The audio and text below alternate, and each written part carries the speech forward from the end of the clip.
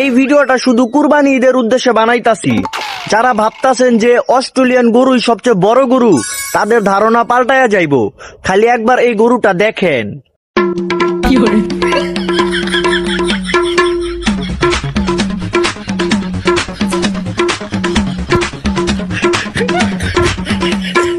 কি ভাই, কইছিলাম না যে আপনার ধারণা পাল্টায়া যাইব।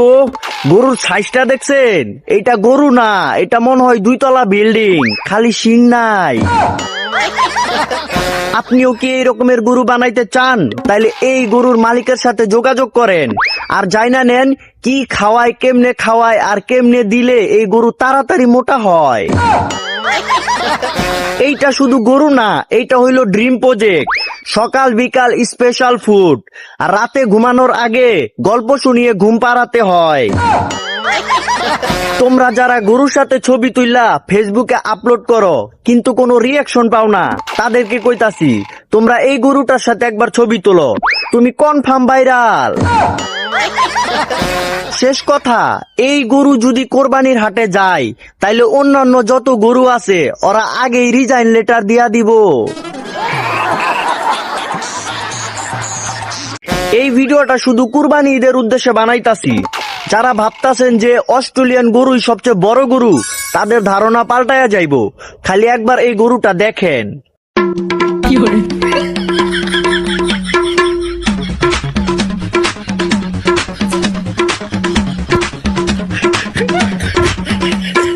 কি ভাই, কইছিলাম না যে আপনার ধারণা পাল্টায়া যাইব।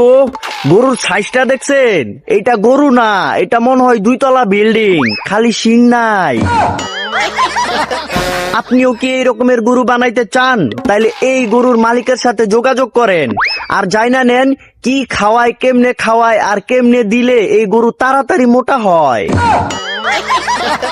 এইটা শুধু গরু না, এইটা হইলো ড্রিম প্রজেক্ট। সকাল বিকাল স্পেশাল ফুড, আর রাতে ঘুমানোর আগে গল্প শুনিয়ে ঘুম পাড়াতে হয়। তোমরা যারা গরুর সাথে ছবি তুললা ফেসবুকে আপলোড করো কিন্তু কোনো রিয়াকশন পাও না, তাদেরকে কইতাছি তোমরা এই গরুটার সাথে একবার ছবি তোলো, তুমি কনফার্ম ভাইরাল।